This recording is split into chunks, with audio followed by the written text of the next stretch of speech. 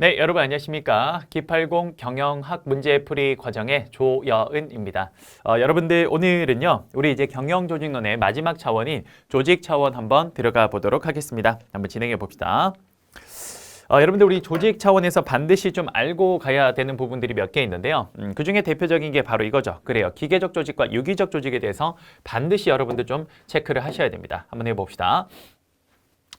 여러분들 우리 기계적 조직과 유기적 조직은 쉽게 말하면 이렇게 생각하면 좋겠네요. 기계적 조직이라는 건 이렇게 피라미드형 우리 기억나십니까? 이 기계적 조직의 가장 대표적인 형태 중에 하나가 바로 여러분들 아시는 관료제가 되겠죠. 관료제. 그 다음 유기적 조직은 어떻게 되냐면 말 그대로 좀 동태적인 어떤 조직 구조를 말하는 겁니다. 그렇죠? 그러면 여러분들 여기에서 우리가 좀 봐야 될 거는 뭐냐? 우선 기계적 조직은 일단 여러분들 이런 피라미드 구조의 관료제 조직은 일이 굉장히 한 사람이 여러 가지를 해요? 아니면 한 사람이 아주 작은 일만 합니까? 아주 작은 일만 하죠. 그래서 굉장히 이 기계적 조직에서는 과업의 이 전문화가 상당히 많이 높게 되어 있습니다. 반면 유기적 조직은요. 그때그때 상황에 따라서 굉장히 조직이 좀 빠르게 변화를 해줘야 되기 때문에 여기는 이제 한 사람이 좀 여러 가지 일을 동시에 할 수 있게끔 만들죠. 그래서 요거는 우리가 과업의 전문화가 낮다라고 이야기를 할 수 있을 것 같아요. 이해되십니까? 자, 일단 첫 번째 이런 이야기를 좀 할 수 있을 것 같고요. 두 번째, 관료제에 대해서는요. 의사결정의 권한이 어떻게 되어 있습니까? 그렇죠. 여러분도 아시겠지만 이 한 상층부에 좀 많이 집중화되어 있습니다. 그렇죠? 그래서 우리는 그런 거를 뭐라고 하냐면요. 권한이 집중되어 있어요. 그래서 집권화라고 이야기를 합니다. 집권화. 반면에 여러분들 유기적 조직은요. 이 권한 자체가 한 사람이 많이 가지고 있다라기보다는 사람들한테 여러 사람들한테 이렇게 권한을 위양해 있는데 이런 걸 뭐라고 합니까? 이게 바로 분권화라고 이야기를 하죠. 그래요. 이런 것들을 의미합니다. 그렇죠? 그다음 여러분들 우리 기계적 조직의 경우에는요. 어떤 일을 처리를 할 때 그 일이 어떻습니까? 굉장히 문서화되어 있고 표준화되어 있습니다. 그걸 뭐라고 하냐면요. 공식화라고 하는데 이러한 기계적 조직은 공식화가 상당히 높습니다. 그래서 어떠한 일을 처리함에 있어서요. 사실 그 사람의 어떤 개인적인 어떤 그 의견이나 혹은 생각이 좀 개입될 여지를 거의 없애버립니다. 그래서 어떻게 합니까? 거의 기계적으로 일을 처리하게끔 만드는 거죠. 그렇죠?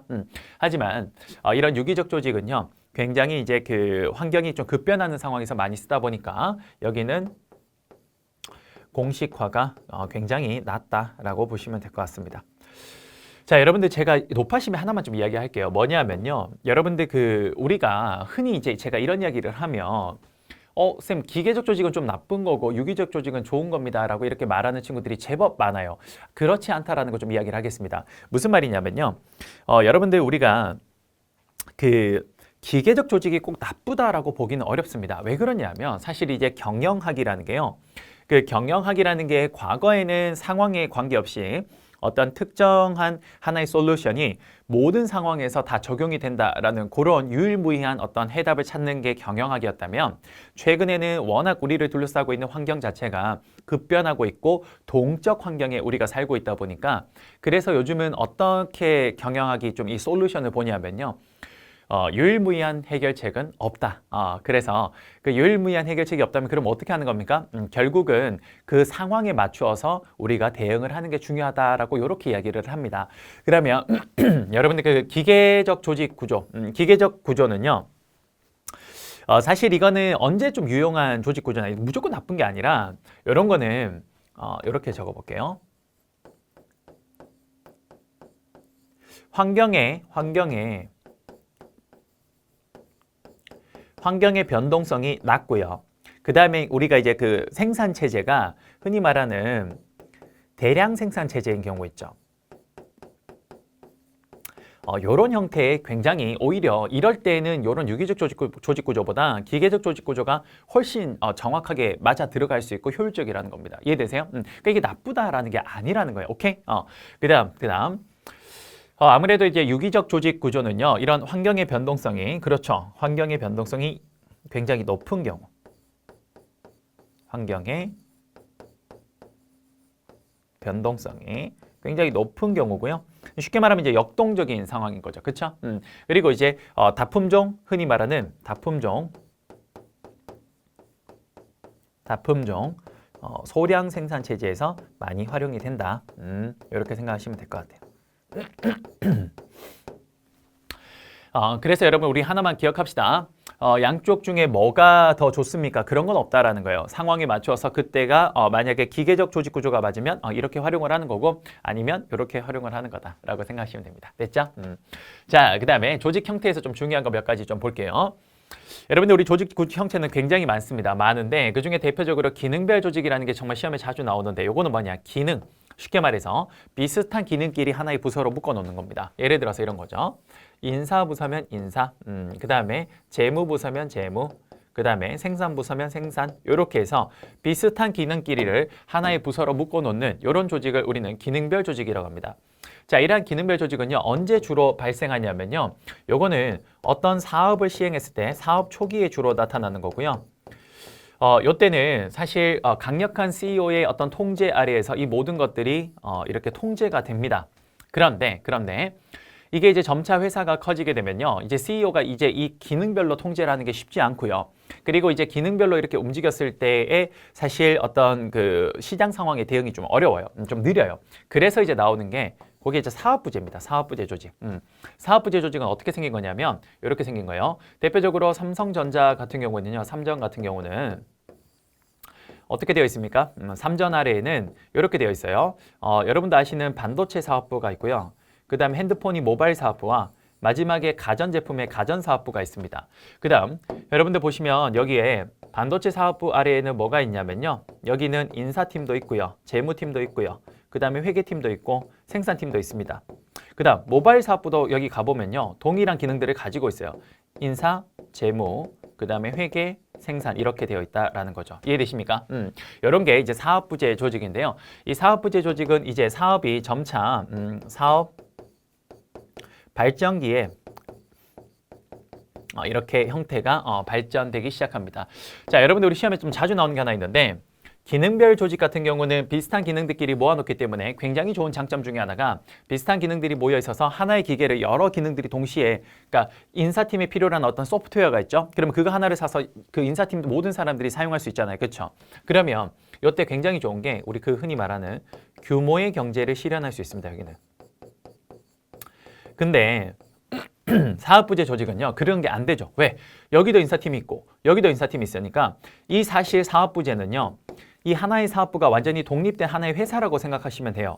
그러다 보니까 인사팀에 어떤 소프트웨어가 필요한데 그걸 구입을 했다면 반도체에서 모바일도 똑같은 거 구입해야 돼요. 뭡니까? 중복으로 구입하는 이런 안 좋은 점이 있습니다. 그래서 사업부제 조직에서는 규모의 경제를 실현하기가 어려워요.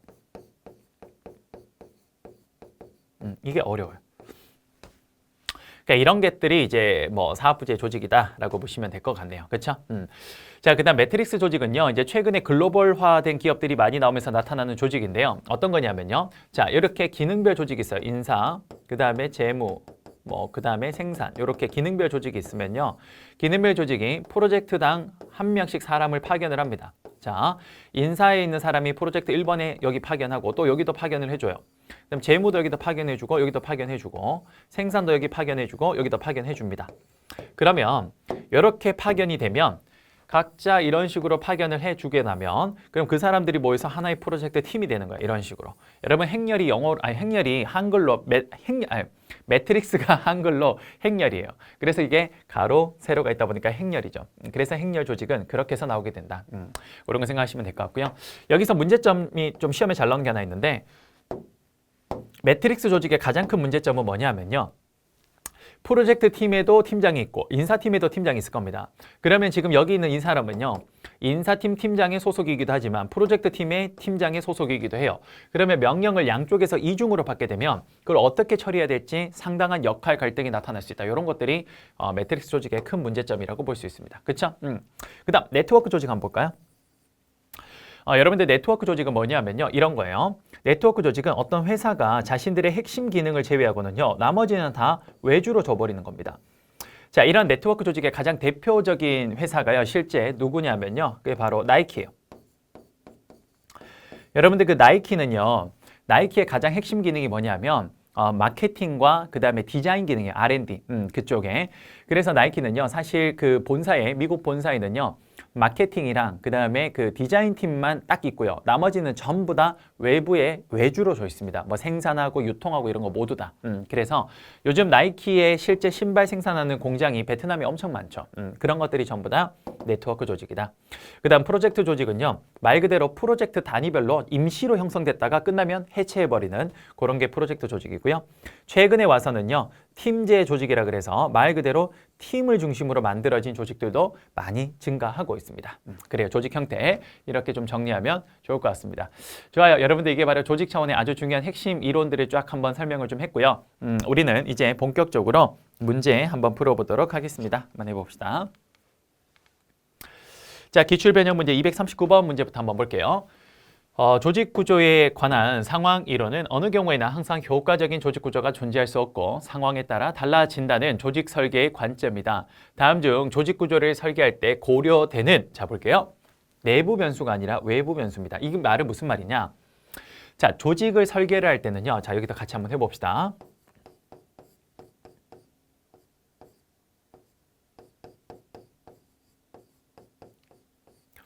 자, 여러분 우리 조직 설계라는 건요. 우선 첫 번째, 회사 내부 설계 요소들이 있고요. 그 다음 이 내부 설계에 영향을 주는 외부 설계 요소들이 있습니다. 자, 그러면 우리가 조직 설계를 할 때 내부에서는 어떻게 우리가 이걸 설계를 하냐면요. 이래요. 첫 번째는 뭐냐면요. 일단 뭐냐? 그쵸. 분화라는 걸 합니다. 분화. 이게 뭐냐면요. 분화는 다시 두 가지로 나눠지는데 첫 번째가 직무, 전문화. 그 다음 두 번째가 뭐냐면요. 부문화하는 거예요. 자, 이게 무슨 말이냐면요. 이런 거예요. 자, 분화라는 건요. 우리 회사에 수많은 일들이 있을 거예요. 그럼 그걸 일단 가장 최대한 잘게 쪼개는 게 직무 전문화고요. 이런 식으로. 자, 그렇게 잘게 쪼개고 난 뒤에 비슷한 행동의 과업들은 이렇게 하나로 묶으면 그 일의 시너지 효과가 좋잖아요. 그렇죠? 그래서 이렇게 덩어리 만드는 게 뭐냐? 그게 바로 부문화입니다. 그게 부문화예요. 됐습니까? 이게 바로 분화가 돼요. 이게 첫 번째 제일 먼저 해야 될 거고 그 다음 두 번째가 뭐냐면요. 이렇게 해서 부문화가 되고 나면요. 그 다음 뭐냐? 권한을 집권화할 건지 혹은 뭡니까? 분권화할 건지를 결정해요. 이렇게. 자, 그렇게 해서 집권화, 분권화 할 건지까지 결정을 하면 그 다음 마지막 세 번째가 뭐냐면요. 이제 이 모든 일을 뭐냐? 공식화를 어느 정도 할 거냐? 그거까지 보는 겁니다. 이 공식화는 우리가 대표적으로 문서화라고도 하고요. 혹은 표준화라고도 이야기를 합니다. 이렇게. 그렇죠? 그래요. 이게 바로 여러분들 우리 조직 설계 내부 차원이라고 보시면 돼요. 그런데 조직이 이러한 설계를 하는 과정에서 외부의 환경적 요소들의 영향을 받는데요. 그 요소들이 뭐냐? 첫 번째 이런 게 있어요. 우선 첫 번째 그 회사의 기술, 두 번째 그 회사의 전략, 세 번째 그 회사의 수명 주기,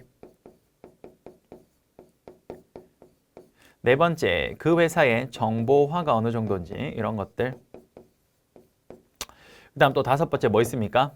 회사의 규모. 그 다음 여섯 번째, 그렇죠. 회사의 이제 말 그대로 세계화가 된 정도. 뭐 이런 것들. 뭐 이런 거 사실 이런 거 등등등등 굉장히 많아요. 그래서 지금 이 문제는 바로 요거 찾으라는 겁니다. 외부 변수. 그렇죠? 그럼 봅시다. 첫 번째 경영 전략. 이거 뭡니까? 오케이. 요거 외부 변수 맞죠? 두 번째 분화, 내부 변수. 규모, 오케이. 외부 변수. 그다음 직권화, 내부 변수.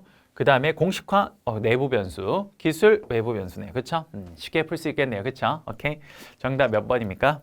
정답은 오케이. 4번이 되겠습니다. 됐죠? 이렇게 한번 정리하시면 되겠네요. 자, 240번 한번 들어가 볼게요. 아담 스미스의 공정성 이론 한번 나왔네요. 한번 봅시다.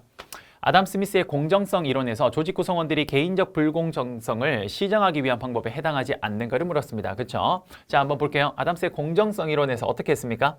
가장 중요한 게 이게였죠. 뭐였습니까? 나의 투입 대비, 나의 인풋 대비, 나의 아웃풋. 요게 상대방의 그렇죠. 타인의 인풋 대비 타인의 아웃풋 이렇게 이 두 개를 비교해서 요 두 개가 이퀄이 되면 공정하다고 지각을 하지만 요 두 개가 이퀄이 되지 않았을 때는 불공정하다고 생각을 하고 그걸 이퀄이 되게 만드는 과정에서 동기부여가 이루어진다라고 했습니다. 그렇죠? 그랬을 때 뭐가 있었습니까? 나의 투입 요소를 변경하거나 나의 산출 요소를 변경하거나 혹은 타인에게 영향을 주거나 혹은 내가 비교하려는 비교 대상을 바꾸거나 이도저도 안 되면 어떻게? 회사를 이탈하는 이런 방법이 있다라고 했던 거 기억나십니까? 자, 그러면 아닌 거 볼게요. 첫 번째, 투입의 변경. 그렇죠? 되죠? 산출의 변경 맞고요. 투입과 산출의 인지적 왜곡 가능하고요. 그 다음에 장애 이탈 맞네요. 하지만 증거인물을 유지하는 게 아니라 증거인물을 뭐 하는 거였어요? 아까 전에 변경. 증거인물이 뭡니까? 비교 대상자 이 사람 말하는 거죠. 오케이? 정답은 5번 되겠네요. 오케이, 좋습니다. 자, 그 다음에 241번 문제 한번 볼게요. 번즈와 스톨커는 그렇죠. 상반된 조직 형태로서 기계적 조직과 유기적 조직을 제시했다. 아까 좀 전에 설명했던 거죠. 그렇죠. 자, 기계적 조직과 비교할 때 유기적 조직의 상대적 특성에 대한 설명으로 옳지 않은 거, 자, 틀린 거 물었습니다. 자, 유기적 조직 이야기하네요. 그렇죠? 자, 한번 해보겠습니다. 첫 번째, 유기적 조직은 동태적 환경에 적합하다. 제가 설명했네요. 두 번째, 의사결정 분권화 정도가 높다. 오케이, 맞고요. 3번, 업무의 분업화 정도가 높다. 아니죠. 이 업무 정도의 분업화가 높은 건 어디입니까? 자, 분업화 정도가 높은 건 기계적 조직이고 유기적 조직은 분업화 정도가 낮답니다. 쉽게 말하면 전문화 정도가 여기 굉장히 낮다라고 했죠. 그래서 정답은 3번이 될 것 같고요. 업무의 공식화 정도도 낮다라고 했고요. 그 다음에 분화, 여기 요거랑 비슷한 말이네. 그쵸? 여기 낮다. 정답은 3번이 되겠네요. 됐죠? 자, 여러분들 거기 보면 그 밑에 필수 문제로 마스터하게 되어 있죠. 그 부분 잘 좀 나중에 정리해 주시면 좋겠습니다. 제가 아까 설명했던 게 딱 표로 정리가 되어 있으니까 그거 정리하면 좋겠네요. 좋아요. 자, 242번 문제 한번 보죠. 페로우의 기술 분류에 해당하지 않는 거를 물었습니다. 요거 예전에 한번 문제 슬쩍 한번 풀었던 것 같은데 한번 해봅시다. 제가 페로우의 기술 분류를 어떻게 했습니까? 이렇게 했죠. 한번 더 그려봅시다. 자, 기술 분류. 자, 첫 번째는요. 뭐였습니까? 이거였죠. 과업의 변화성. 요 가로축을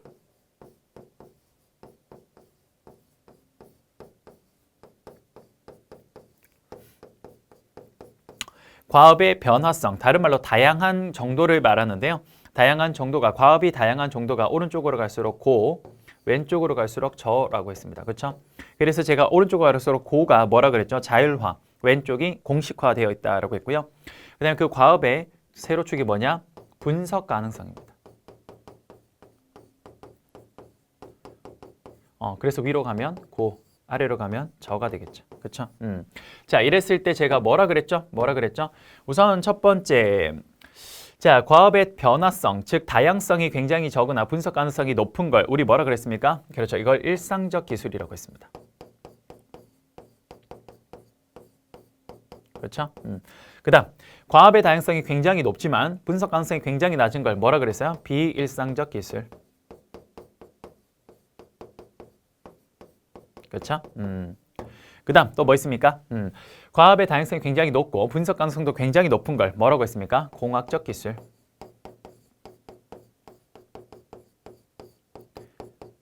오케이. 그 다음 마지막으로 과업의 변화성, 다양성이 낮고 분석 가능성도 함께 낮은 거. 이게 뭐였습니까? 이게 장인 기술. 오케이, 이렇게 보시면 되겠네요. 아닌 건 뭡니까? 정답 몇 번? 3번이 되겠네요. 중개형 기술은 제가 그때 슬쩍 한번 문제에서 이야기를 했는데 요거는 톰슨의 기술 분류에 해당됩니다. 제가 그때 중개형 기술 뭐라고 우리 문제에서 이야기를 했냐면 대표적인 예가 은행 창구라 그랬어요. 기억나십니까? 여기까지. 오케이. 자, 그래서 242번에 정답 3번 좋아요. 자, 계속해서 243번 한번 볼게요. 기계적 조직과 유기적 조직에 관한 다음 설명 중 가장 적절하지 않은 거를 물었습니다. 자, 틀린 거 물었죠? 틀린 거 볼게요. 자, 기계적 조직은 일반적으로 공식화 정도가 높으며 안정적이고 단순한 환경에 적합하다. 그러네요. 제가 설명한 거 그대로 나와 있네요. 그렇죠? 맞는 거 요거 맞네요. 그 다음 2번 한번 봅시다. 막스 베버가 제시한 관료제 조직은 전문화와 공식화를 지향하므로 그렇죠. 전문화와 공식화를 높게 하는 걸 원하는 거죠. 그래서 기계적 조직에 가깝다. 정확하네요. 그래서 제가 아까 기계적 조직을 이런 관료제로 그림을 그렸던 거 기억나십니까? 오케이. 그 다음 3번. 기계적 조직과 유기적 조직 관점에서 볼 때 현실의 조직들은 극단적인 기계적 조직과 극단적 유기적 조직 사이에서 오케이 연속선상에 위치할 수 있다. 사실 무조건 기계적이고 무조건 유기적인 게 아니라 그 사실 중간쯤에 위치하겠죠. 오케이 맞네요. 4번 내용이 유사하고 관련성이 높은 업무를 우선 결합시키는 기능적 조직은 유기적 조직에 가깝다고 할 수 있다. 아니죠. 이게 뭡니까? 이런 기능적 조직은 대표적으로 그렇습니다. 기계적 조직에 해당돼요. 왜냐? 거기 여러분들 그 비슷한 기능들끼리 딱 모여 있고 그게 어떻게 됩니까? 그렇죠. 거기 업무상에 딱 맞는 대로 그대로 처리를 쭉 하는 거기 때문에 당연히 이건 굉장히 기계적 조직에 해당하고 그리고 굉장히 공식화가 높은 조직에 해당이 됩니다. 그래서 요게 틀린 게 되겠네요. 그렇죠? 5번에 네트워크 조직은 환경 변화에 신속하게 반응할 수 있다. 그렇죠. 핵심적인 거 빼고는 전부 다 밖으로 다 보내버리니까요. 그렇죠? 그러니까 대표적인 유기적 조직에 가깝다고 볼 수가 있겠네요. 됐죠? 오케이. 좋아요. 자, 244번 또 들어가 보죠. 244번. 기계적 조직과 유기적 조직의 비교 설명으로 옳은 것을 물었습니다. 그렇죠? 여러분들 사실 이거 두 개 비교하는 문제 많이 나오죠. 이거 정말 단골 문제이기 때문에 반드시 체크하셔야 돼요. 볼게요. 1번. 기계적 조직은 직무 전문화가 낮고 직무 전문화가 뭡니까? 높아야 되죠. 높고 유기적 조직은 직무 전문화가 낮다. 틀렸네요. 그 다음 2번. 기계적 조직은 의사결정 권한이 분권화가 아니라 뭡니까? 기계적 조직은 집권화. 그 다음 유기적 조직은 의사결정 권한이 집권화가 아니라 오케이 분권화. 이렇게 볼 수 있을 것 같고요. 3번에 기계적 조직은 동태적이고 복잡한 환경에 적합하면 아니죠? 뭡니까? 그렇죠. 안정적이고 단순한 환경이죠.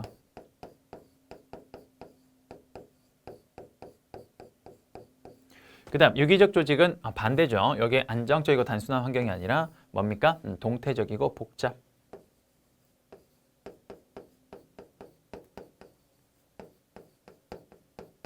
그래서 틀렸네요.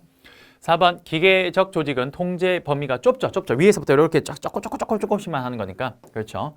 이거는 좁고 유기적 조직은 통제 범위가 넓다.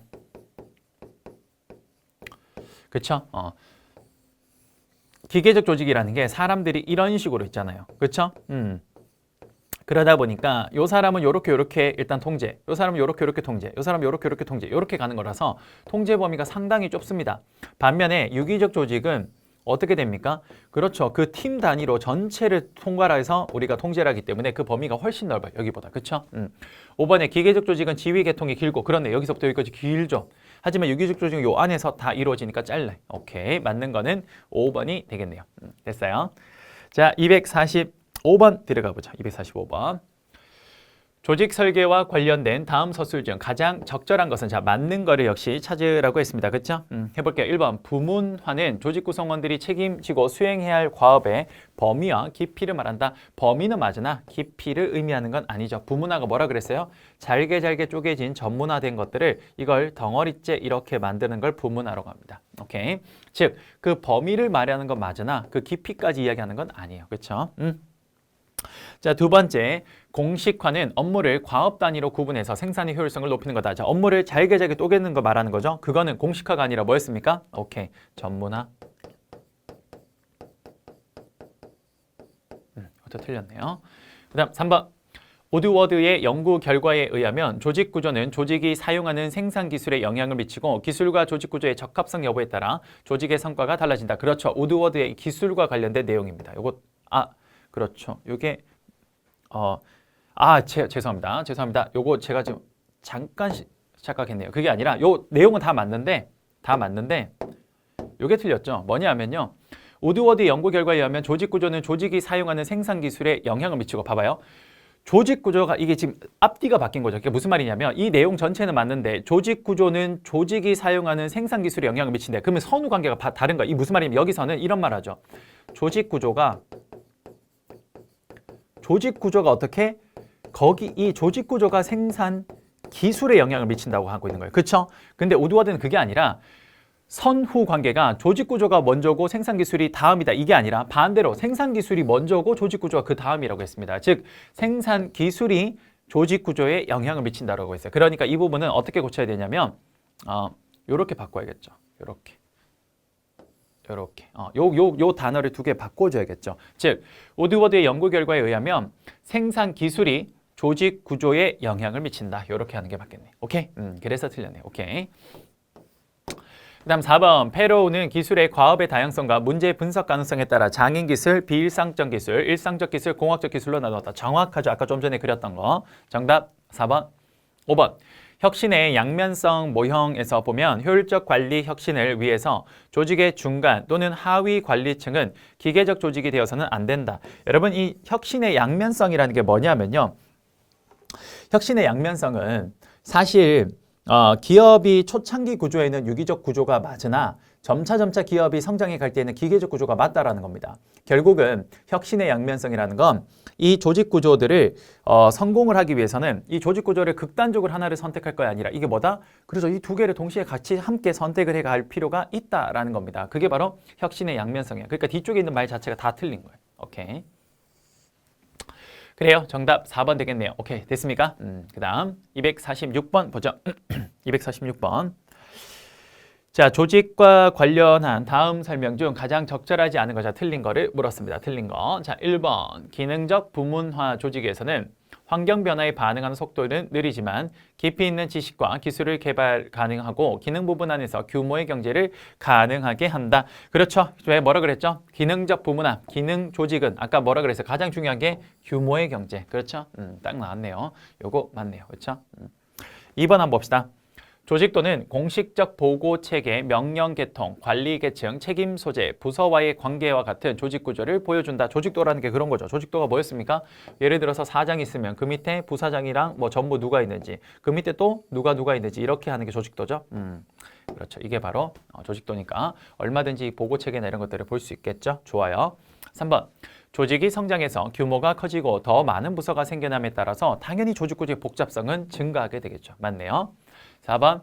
기계적 조직에서는 수직적 상호작용이 빈번하고, 그렇죠. 기계적 조직에서는 굉장히 수직적 상호작용이 빈번하지만 유기적 조직 구조에서는 주로 수평적 소통이 많겠죠. 맞네요. 마지막 5번. 톰슨은 과업에서 상호의존성을 교호적 상호의존성과 순차적 상호의존성과 협동적 상호의존성이 아니라 이게 집단적 상호의존성이 됩니다. 그래서 틀린 거는 정답 5번이 되겠네요. 여러분, 톰슨은 제가 지난번에 한번 했죠. 기억나십니까? 은행 창구 중개형 기술 기억나시죠? 은행 창구의 중개형 기술. 그 다음에 자동차 생산 라인의 순차적 기술 기억나시죠? 그 다음 마지막 또 뭐였습니까? 병원에서 했던 거. 그렇죠? 그게 뭐였어요? 집약적 기술. 그거 설명했던 거예요. 그게 바로 요거 말하는 거죠. 그렇죠? 오케이. 자, 여기까지 해서 우리가 246번까지 했고요. 247번 한번 들어가 보죠. 247번.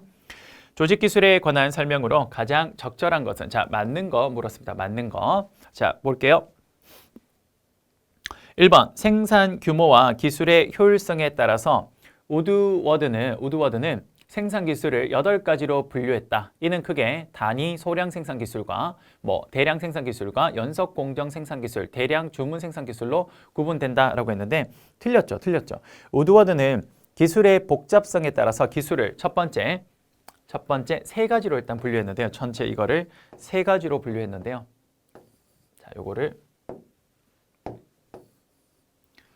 8가지가 아니라 자, 볼게요. 3가지로 분류를 했는데요. 그 3가지 한번 적어 봅시다. 첫 번째 뭡니까? 첫 번째 단위 생산 기술.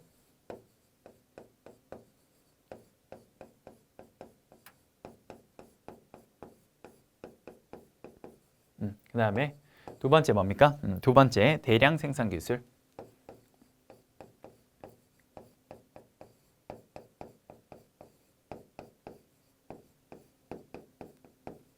그 다음에 마지막 세 번째가 뭐죠? 세 번째가 연속 공정 생산 기술.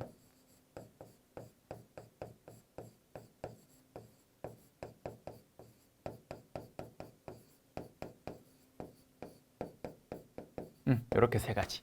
그렇죠? 그래서 이게 틀렸습니다. 됐죠? 자, 그다음 2번 한번 볼까요? 우드워드에 따르면 단위 소량 생산 기술을 사용하는 조직은 전반적으로 기계적 조직 구조를 가지는 반면 대량 생산 기술을 가진 조직은 전반적으로 유기적 조직을 가진다. 단위 소량 생산이 쉽게 말하면 다품종 소량 생산 같은 거 말하는 거죠. 여기 단위 생산 기술 이거. 그래서 다품종 소량 생산의 경우에는 오히려 기계적 조직 구조가 아니라 뭡니까? 그렇죠, 여러분. 유기적 조직 구조고요. 그 다음 두 번째, 대량 생산은 여러분 뭡니까? 그렇죠. 자동차 생산하는 거 생각하시면 됩니다. 여기는 당연히 유기적 조직 구조가 아니라 그렇죠. 이게 바뀌어야겠죠. 오케이. 그래서 요거 틀렸습니다. 됐죠? 이렇게 보면 되겠네요. 그 다음 3번. 페로는 과업의 다양성과 기술의 상호 의존성에 따라 부서의 단위 기술을 분류했다. 자, 과업의 다양성은 맞죠? 과업의 다양성은 맞는데요. 그런데 여러분 뭐예요? 그렇죠. 기술의 상호 의존성이 아니라 과업의 분석 가능성이었죠. 아까 했던 거 기억나십니까? 일상적 기술과 비일상적 기술 했던 거 그거. 그러니까 요게 가로축, 요게 세로축이죠. 요래서 틀렸네요. 자, 4번 한번 봅시다. 페로에 따르면 일상적 기술을 가진 부서는 공학적 기술을 가진 부서에 비해서 공식화와 집권화 정도가 상대적으로 낮다라고 했습니다. 일상적 기술이라는 게 뭡니까? 이게 굉장히 아까 제가 이야기한 것처럼 뭐였죠? 아까 우리가 분석 가능성이 굉장히 높고 과업의 다양성이 굉장히 낮은 거예요. 그러니까 일 자체가 굉장히 단순하고 그 일에 대한 분석도 굉장히 높은 거죠. 이런 경우에는 당연히 뭡니까? 이런 일상적 기술은 기계적 조직 구조입니다.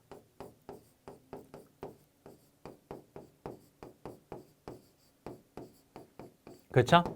그렇기 때문에 이런 공학적 기술을 가진 부서에 비해서 공식화와 직권화 정도가 기계적 조직 구조니까 당연히 높아요. 상대적으로 낮은 게 아니라. 그렇죠? 그래서 이게 틀렸어요.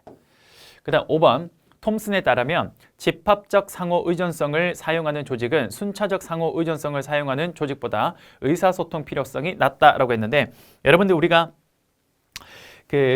한번 다시 정리 한번 해볼까요? 톰슨이 제가 그때 이야기했던 게 1번 뭐였습니까? 중개형 기술.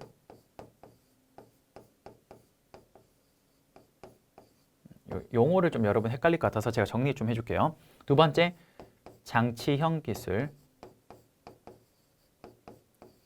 그 다음 세 번째가요, 집약형 기술 있는데요. 여러분 중개형이 이게 제가 그때 이야기했던 은행이고요. 장치형이 이제 여러분들 자동차 공장에서 생산되는 거 말하는 거고요. 이 집약형이 병원을 말합니다. 그러면 이때 중개형 기술을요, 우리가 기술의 상호 의존성으로 뭐라고 하냐면요. 그게 바로 집합적 상호 의존성이라고 그래요. 두 번째, 장치형 우리가 기술을 기술의 상호 의존성을 뭐라고 하냐면요. 이걸 순차적 상호 의존성이라고 하고요. 됐습니까? 그리고 집약형 요거를 마지막으로 교호적 상호 의존성이라고 그래요. 그럼 봐봐요. 지금 보면 집합적 상호 의존성을 사용하는 조직은 요거 중개형. 요게 순차적 상호 의존성을 사용하는 조직보다 의사소통 필요성이 낮다. 그렇죠. 왜 그러냐? 여기는 뭡니까? 창구에 오는 사람들 그 안에서 다 해결이 되기 때문에 옆에 사람과 내가 소통이 뭐라 그랬죠? 제가 많지 않다라고 했습니다. 하지만 장치형은 뭐였습니까? 스텝 바이 스텝으로 생산을 해야 하기 때문에 현재 내가 생산하는 거에서 왼쪽과 오른쪽에 있는 사람과는 소통을 해야 돼요. 그러니까 결국 집합적 그렇죠. 은행이 순차적, 즉 자동차 생산보다는 훨씬 의사소통이 뭡니까? 그렇죠. 낮다랍니다. 이게 맞네요. 그렇죠. 정답 몇 번? 정답은 5번이 되겠습니다. 됐어요? 자, 여러분들 고생 많으셨고요. 우선 우리 조직 차원에서 첫 번째 기출변형 문제까지 여기까지 좀 한번 마무리를 하겠습니다. 여러분 수고 많으셨고요. 저는 다음 시간에 다시 찾아뵙도록 할게요. 감사합니다.